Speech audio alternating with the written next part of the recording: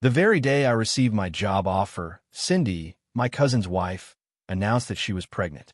Then she gave me two choices: either move out or start paying $10,000 every month for living expenses. What she didn't realize, however, was that the house we were all living in actually belonged to me, and the money that supported the entire household also came from me. The evening I got my offer letter, Uncle Mark prepared an enormous dinner to celebrate. Even Jason, my cousin, who is normally buried in work, made sure to come home before the meal started. After everyone had eaten and a few drinks had been shared, Cindy, who had been unusually quiet throughout dinner, suddenly put down her chopsticks and spoke. "I'm pregnant." The room fell silent for a brief moment before it exploded with excitement and laughter. Jason's face lit up instantly, turning bright red with happiness as he looked at Cindy. "Really? Cindy, why didn't you tell me?" She smiled shyly and replied, "I wanted it to be a surprise." No one looked happier than Uncle Mark and Aunt Linda. Jason and Cindy had been married for 3 years and had never been able to have children. I was honestly happy for them too, and I found myself thinking that I would definitely spoil my future niece or nephew with a wonderful gift. But just as the joyful mood filled the room, Cindy suddenly cleared her throat. "There's something else I want to talk about," she said. Aunt Linda, still smiling from the happy news, asked gently, "What is it?" Cindy looked directly at me before saying coldly, "I think Sierra should move out." The happiness in the room disappeared instantly. "She's already found a job," Cindy continued, "and now that I'm pregnant, having her here is going to be inconvenient. Once the baby arrives, it'll be even worse." Uncle Mark and Aunt Linda exchanged awkward glances, clearly caught off guard. Cindy had always seemed quiet and polite, and I had never imagined she would speak to me in such a distant and cold manner. "Trying to keep the peace," I answered calmly. "I don't think it'll be inconvenient. When the baby comes, I can even help take care of him or her." "When the baby gets here," Cindy replied sharply, "there won't be enough room for everyone. I try to be considerate. That shouldn't be a problem. We can clean out the attic and turn it into another bedroom for your little family. There will still be plenty of space." Cindy shot me a strange look filled with irritation. Aunt Linda quickly stepped in. "Cindy, don't worry. We'll make sure you and the baby are completely comfortable." But Cindy wasn't finished. "When I have the baby, I'll be recovering. I won't always be able to move around properly or even dress comfortably. It's inappropriate to have an outsider living in the house." Then, almost as if she realized how harsh she sounded, her expression softened. "Sierra, I'm not trying to force you out, but you've lived here for so many years. Don't you think it's time you moved on?" Seeing my expression darken, she continued, "Your parents passed away when you were still studying. My in-laws paid for your living expenses all these years. Young women these days talk so much about independence. Maybe it's finally time for you to have some self-respect and start living on your own." Uncle Mark, who had stayed quiet the entire time, suddenly slammed his hand onto the table. "That's enough," he shouted at Cindy. "You're going too far. Jason, take your wife back to your room." Jason immediately stepped forward to defend her. "Dad, Cindy's pregnant. Why are you yelling at her? Besides, she's not wrong." That only made Uncle Mark angrier. He slammed his glass onto the table and roared, "Then you can leave too." The truth was, Cindy didn't know the whole story. 7 years earlier, my parents had been involved in a terrible car accident, and both fell into comas. At that time, I was preparing for my college entrance exams while constantly running back and forth between school and the hospital. Eventually, I started thinking about hiring a professional caregiver. When Uncle Mark found out, he came to me and said, "Sierra, you don't need to hire anyone. Your Aunt Linda and I will take care of them." Uncle Mark had always been kind to me, but caring for one patient in a coma was already difficult. Looking after two seemed almost impossible. "It's no trouble," he insisted, his eyes filling with tears. "They're my sister and brother-in-law. No one will care for them better than family." After thinking about it carefully, I agreed. Not only that, but I paid Uncle Mark and Aunt Linda 3 times the normal salary to care for my parents. And they truly did a wonderful job. Every time I visited the hospital, my parents were clean and well cared for. There was never any unpleasant smell, never any sign of neglect. They looked after them faithfully for more than a year, until both of my parents eventually passed away. The atmosphere around the dinner table had become painfully tense. Everyone was staring at me, waiting for my reaction. I took a slow breath and tried to stay calm. After living in that house for so many years and doing everything I could to support the family, hearing Cindy, someone who barely knew the full story, treat me like an outsider in my own home was almost unbearable. My chest tightened. With every cruel word she spoke, I fought to control my anger. But I had finally reached my limit. Cindy, still wearing that cold expression, continued. I'm only saying what everyone already knows. Sierra, you've lived here far too long. It's time for you to learn how to stand on your own. She paused for a moment and glanced proudly at Jason before adding, I know you've gotten comfortable here, but the truth is, this house doesn't belong to you. Since I'm the one carrying a baby, our little family should come first. Jason, standing beside her, tried to soften her words, but only made things worse. Sierra, you know this isn't personal, but Cindy's pregnant and, well, things are changing. I looked at both of them silently. At that moment, I felt every last bit of my patience disappear. It was finally time to reveal the truth, not because I wanted to protect my pride, but because it had become necessary. I had stayed silent for far too long, and that silence had made people believe they could walk all over me. Keeping my voice calm and steady, I finally spoke. Cindy, Jason, I'm sorry, but both of you are mistaken about a few very important things. The entire room fell into an even deeper silence. The room fell completely silent. Uncle Mark, his face still red with anger, looked at me without blinking. Aunt Linda sat quietly with her hands clasped together, obviously uncomfortable and unsure of what she should say. Every single person in the room was staring at me. I took another deep breath before speaking again. The truth is, I said slowly, whether you realize it or not, this house belongs to me. Cindy immediately raised one eyebrow, her face full of disbelief and contempt. Yes, you heard me correctly, I continued. I bought this house using the money I inherited after my parents passed away.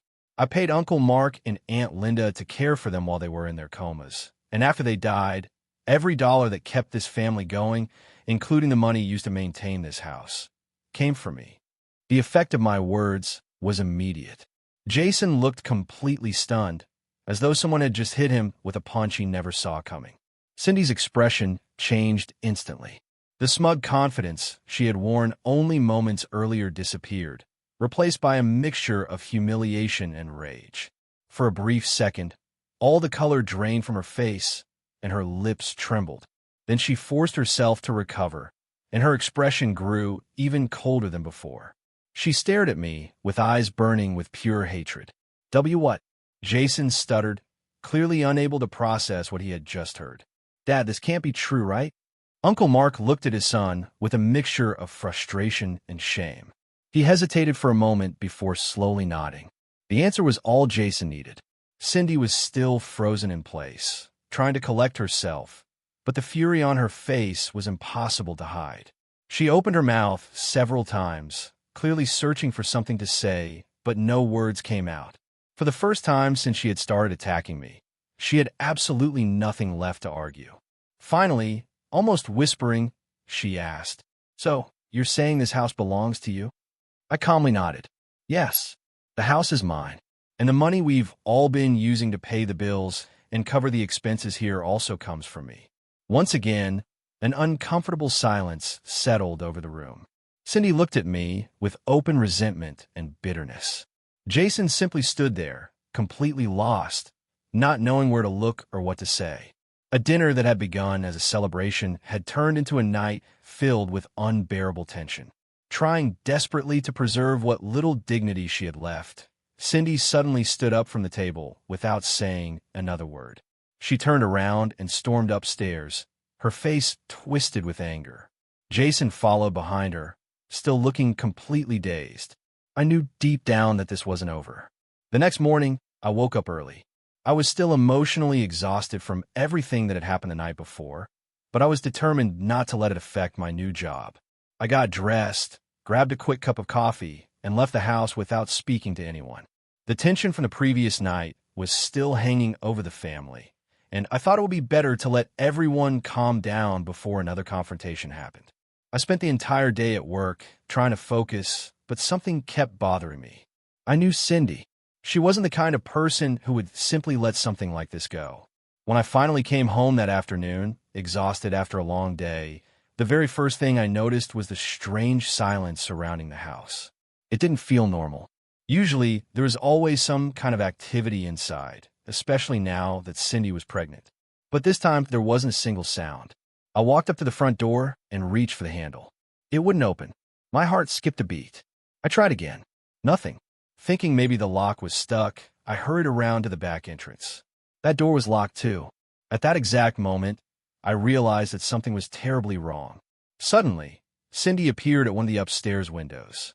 Her face was twisted with pure anger. "You're not taking this house away from me," she screamed before disappearing back inside. My heart sank. I immediately understood what she had done. She had changed every lock in the house while I was at work. It was obvious that Cindy had decided to fight for what she believed belonged to her, even though her entire claim was built on a lie. She simply refused to accept that the house was legally mine. A bitter smile crossed my face as I stood there looking up at the house. Adrenaline rushed through my body. Cindy could try to throw me out as much as she wanted, but she had absolutely no idea who she was dealing with. I already knew exactly what my next move would be. I pulled out my phone and quickly called my lawyer.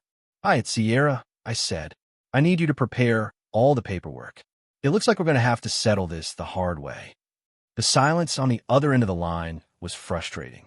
My lawyer still hadn't returned the voice message I had left earlier, and with every passing minute, I became more irritated. The entire situation had spiraled completely out of control, and I knew I couldn't afford to wait any longer.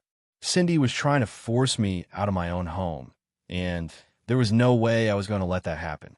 Taking another deep breath, I decided it was time to take things one step further. I picked up my phone again. This time, I called the police. As calmly as possible, I explained the situation. I told them that Cindy had changed the locks on my house without my permission and was refusing to let me enter. "Do you have proof that you own the property, ma'am?" the officer on the phone asked. "Yes," I answered immediately. "The house is legally registered in my name, and I have all the documents." As I spoke, I was already pulling up the scanned copy of the deed from my email so I could show it to them when they arrived.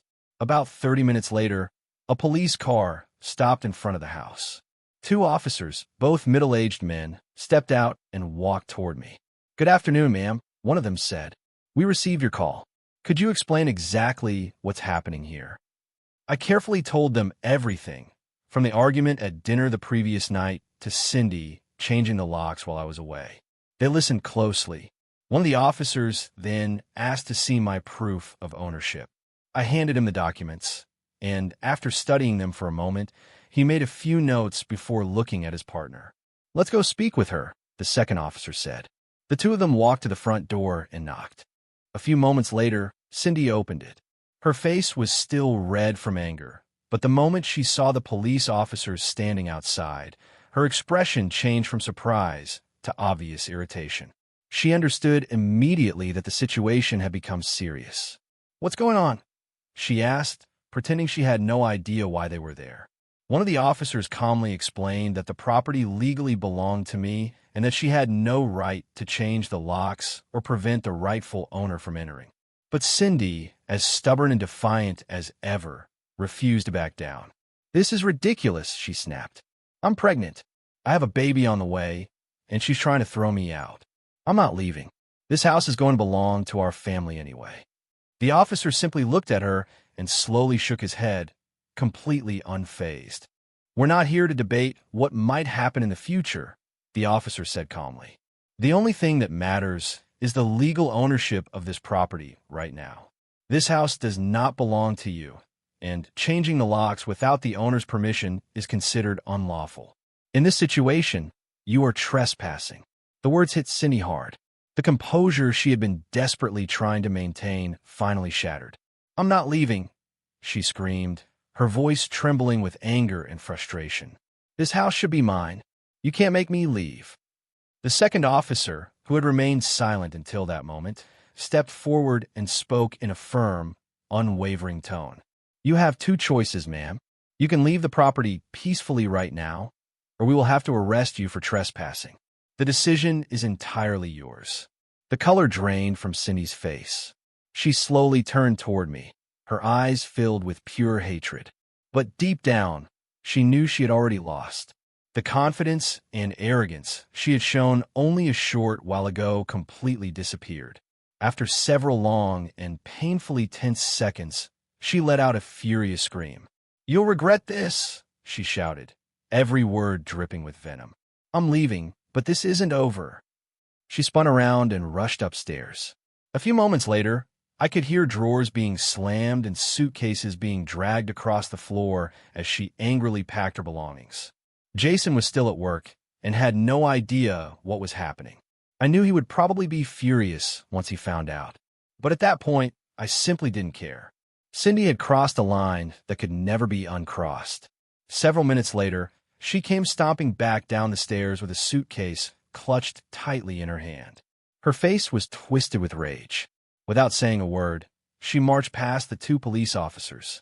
Just before stepping outside, she suddenly stopped. She slowly turned around and looked directly at me. The expression in her eyes was filled with nothing but bitterness and malice. I met her gaze without saying a single word. Then she turned back around and walked out of the house. I stood exactly where I was, refusing to let her threats or hateful words affect me. Deep inside, I knew I had done the right thing. After the police officers left, I remained standing in the living room for a long moment. For the first time in what felt like forever, I felt a huge weight lift from my shoulders.